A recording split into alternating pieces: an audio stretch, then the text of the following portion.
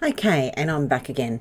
I was going to edit this so all the ums and the coughings and the prevarication and phone calls would not be on this, but that didn't happen.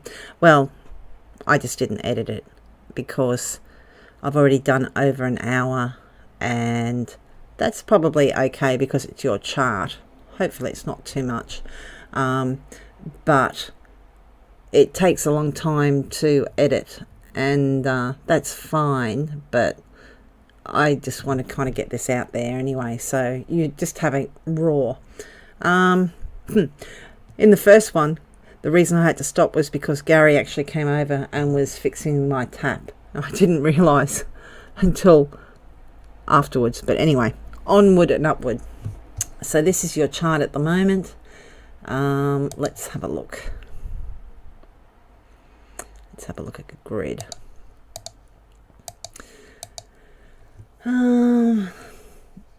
When you look at, this is just your chart across, and this is where the planets are at the moment. And this tells me the aspects and how close they are. You can see that most of them are 0 degrees. The red ones are challenging. The blue ones are helpful. The green ones mean adjustment is needed. So let's have a look and see. Moon. Yep. Sesqui square Mars. So feeling a bit angry. Emotionally angry. Mercury square Uranus.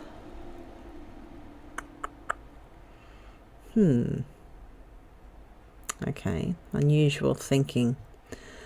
Venus square Sun, your values are being challenged by the world at large. There's Pluto. Pluto's not getting anything. Saturn, MC, Vertex. Sorry, I'm just talking out loud. Nothing too spectacular there. Well, this, I didn't mean to show you this, but this is the actual software that's allowing me to record at the moment. Okay, so let's have a look at, that is the transits on the outside. Now we're going to do that secondary progressions thing I was talking about. La la la la la. Pages. What do I want?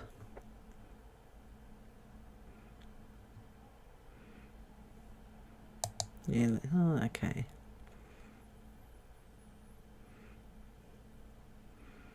Multiple wheels.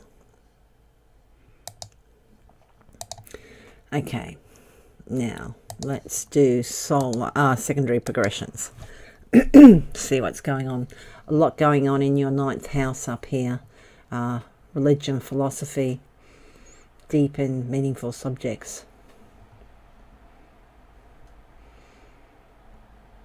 Moon has only just crossed over Saturn, so moon's your emotions, so you're really kind of feeling those restrictions and that at the moment.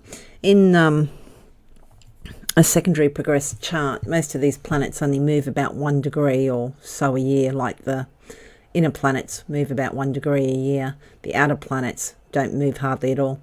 This is your natal Pluto here, and it's actually moved 1 degree in 50 years. You know, it's just kind of gone like that, backwards and forwards, because it does move so slow. Because even though this is 50 years, these planets here represent where the planets were 50 days after your date of birth. That is, your sun is on my natal Mercury at the moment. So we should be talking a lot, which we are. Okay, Jupiter, 29. I'm just, like I said, thinking out loud at the moment. The moon moves quite quickly though, about once a month. That moon will change a degree, not much. That next month it will be on my natal sun. And I know that seems really egocentric. I keep bringing my stuff into it. It's just, I know my chart really well, so my eye is naturally drawn to any degree that's mine, but you can see 8, next month it'll be 9, 10. So it takes about 30 months for the moon to change sign.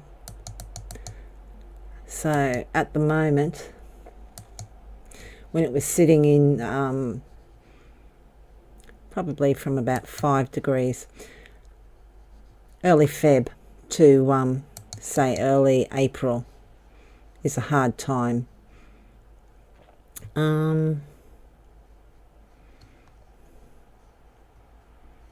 These are aspects again, and you can see, you know,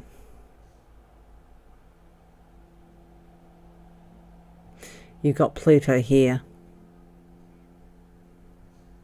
trining the Sun and Mercury. Why is it not showing to the Sun?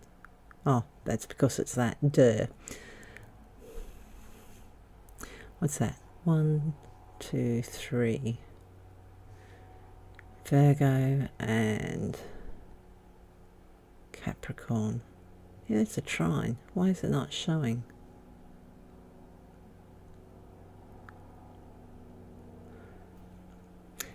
It's not showing the trine between Pluto to your Sun, but it is showing the trine between Uranus to Mercury, which is really different. I don't know why that is the case. If I go have a look at the grid, it will probably do that. But a lot going on in that house of philosophy, travel. Some going on in your house of self-worth. A little bit going on in your third house here. These planets move so slowly. They're in a, most of, like Mercury, Venus, Mars, and Mercury, Venus, and Mars will be in one of these houses for a good maybe 30 years or so. So when they do change sign, it's quite significant. See, Jupiter would, if this was direct, it would change sign into Virgo very soon, but because it's retrograde, that's going to take a while probably. Let's have a look.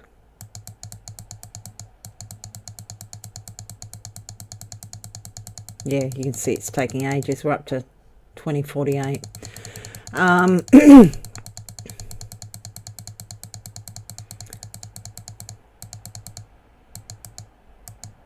Oh, what am I doing? 2018. Interesting. Leo, 29 degrees. And where did I say? You've got Uranus there. That's semi-sextile. That's a good thing, eh? What was opposite that at the moment? Chiron. It's in conjunct.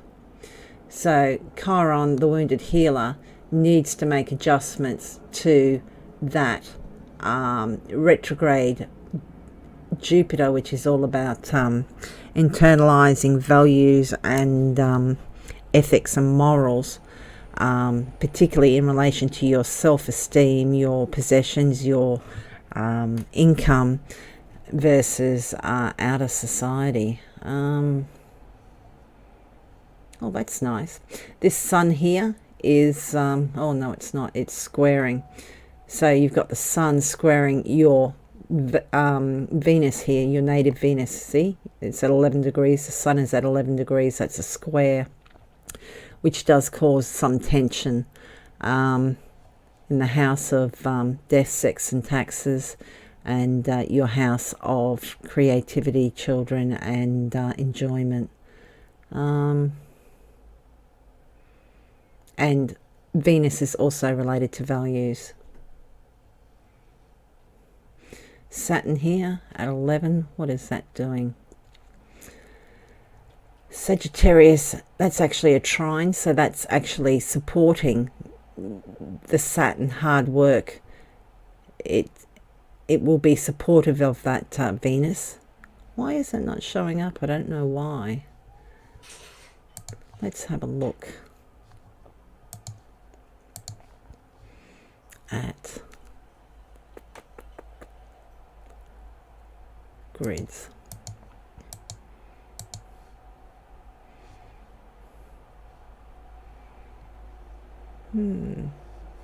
It's not showing all of them for some reason. Okay. Multiple charts. That's not really what I wanted.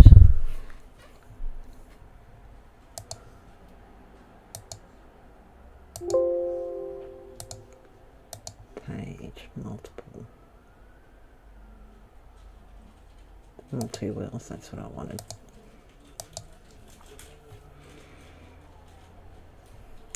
Let's have a look at solar arcs. Solar arcs are another way of looking at a chart. This actually progresses each planet by 1 degree per year. Or there's some sort of system that they do it like that, so that the outer planets also have a chance to move along. With solar arcs, what we actually look for are the red and the green lines. We're not looking for the blue. It's actually significant when you have the red and the green lines, because it wants hard aspects. 21 degrees. See, there's that 21 again. Your moon is at 21 degrees Cancer.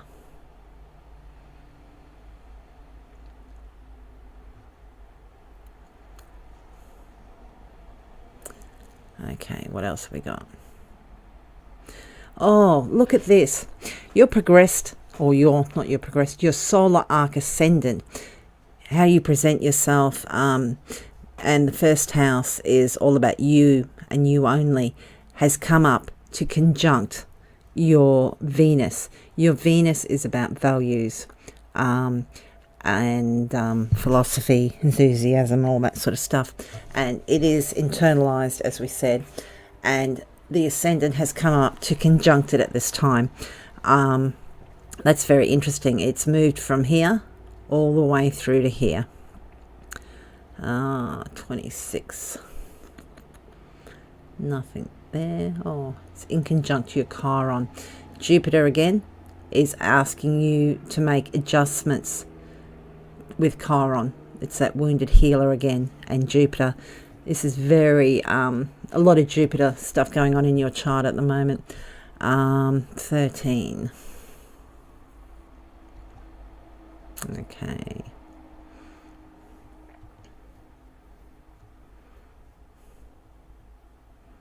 There's that Venus. It is also being squared by the solar arc sun, which is a challenging situation between your values and your inner vision of yourself, your hero image. Sun. The sun, which we're talking about your hero image of yourself, your natal one, is actually being challenged on a lesser level by this Sesqui square, which I believe is half of a square, so it's 45 degrees. That doesn't seem right. Must be 145. Must be an opposition. No, it must be, oh, I don't know. But anyway, it's some sort of thing.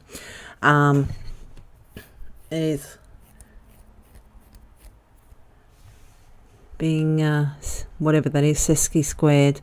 I think it's 135 degrees by that ascendant as well. 19, 14, 22, 16.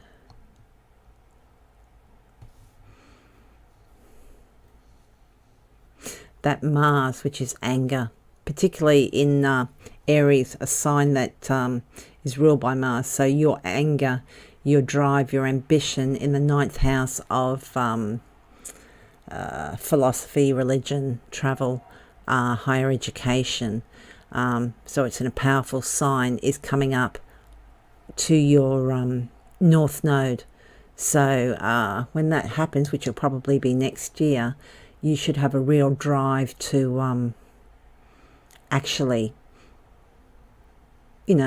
maybe delve more into philosophy,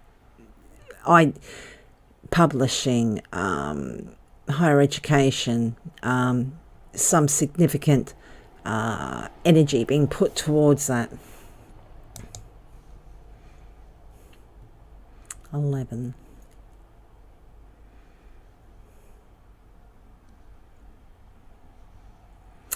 Okay. You can also do tertiary and minors. I don't do those much. Annual perfections. This is a really ancient system. Sun has just come over into the 9th house. Mercury on that Saturn again.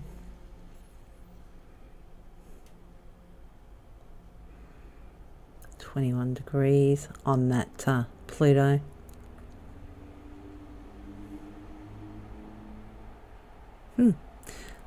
Okay.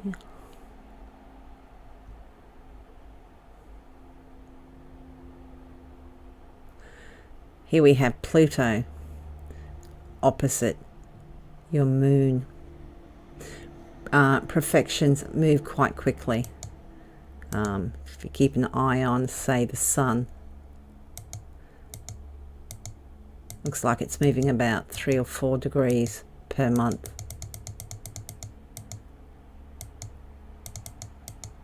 April. But at the moment, Pluto is opposite your, and see, next month it'll have moved 2 degrees. So at this moment, it's significant that you're having issues, particularly in relation to creativity, children, what you do for fun. That might undergo a big change related to emotions. Where is Chiron?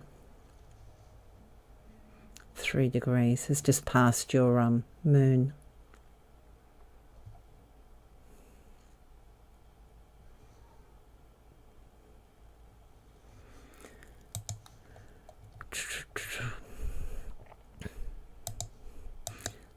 And that's about that.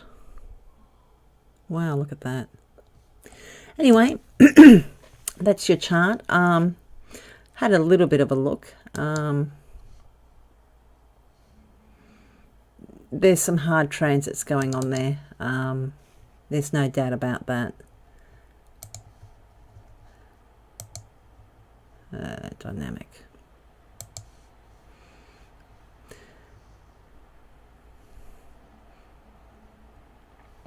Pluto's going to move away from that. It's going to come back. You'll deal with that. You're strong. See, there's a lot of things at the moment that are just kind of compounding all this. So just keep moving. You'll be fine. Jupiter actually comes out of retrograde.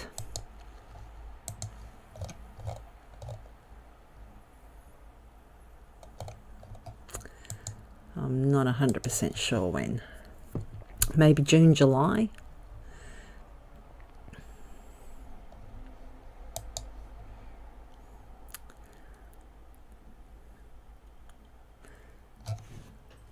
Slow.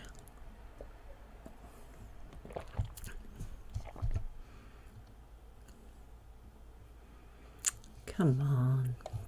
Okay. Jupiter retrograde from March 8th at 23 degrees Scorpio. So it was going along, came along to 23, then it stopped on March the 8th, and it's going to backtrack to 13 Scorpio, and it'll get there July 11th, and it'll stop, and then it will go forward again. The shadow period is actually, I've got an example here I can show you. The shadow period kind of, it's like it was going direct, and then it's going direct, stopped, then it went backwards, and it goes to here. But because that's the position that it stops at, That's significant. And that date, when it first crossed that degree, is the beginning of the shadow period. And then it starts direct. This is for a prior Mercury retrograde, goes direct at this stage, but the shadow period doesn't actually finish till it gets back to where it was when it first went retrograde. So this is at 13 degrees and 23 degrees. I should have probably made that a lot more, whatchamacallit. I'm getting tired. I've been up since 5. So yeah. But what have we got? April. So Mercury stations on the 14th, which is, I think, Saturday. Sunday it actually stations direct. Got a new moon on Sunday, and then Mercury goes direct on Monday. Saturn actually goes retrograde on the 16th, or it gets ready to go retrograde. Chiron enters Aries, that wounded healer I was talking about. April 17th it starts moving its arse. Saturn turns retrograde on April 17th. Oh, I haven't put those dates in. I need to go back and fix that. Mercury bloody retrograde. So April 18, Saturn retrograde, 9 degrees Capricorn. Sun enters Taurus, blah blah blah. But yeah, this has just got what's happening in that. But you can see Mercury retrogrades 3 times a year. Venus retrogrades, it's going to retrograde in October. Mars in June. Jupiter, like I said, it'll finish in July. So a lot will be better then. Things will be a lot better probably after October. You've still got Pluto fucking with you. Oh, I shouldn't have said that, but messing with you. And that might be in effect till, if I remember correctly, 2020. But things will get better. You'll have other things. And it's not complete misery the whole time. It should be okay. You'll be fine, but there's some very, very hard transits you're going through. And yeah, so good luck with that. Anyway, I hope you enjoyed it. I hope it wasn't too annoying. Like I said, I haven't edited it. It takes a lot of time to edit. Plus, I mean, I'm actually uploading it at the moment, the first one. I don't know how long I did that, but it's got another 32 minutes. Takes a long time to think, oh, look at this. It's put some related tags. I don't know why, but new mummy makeover, prenatal, family friendly, fit pregnancy. It's one of my apps that I use. Usually it comes up with astrology stuff because I have astrology stuff that automatically comes up here, but I got rid of that. But that's really weird. Anyway, that's that. Have fun. Bye.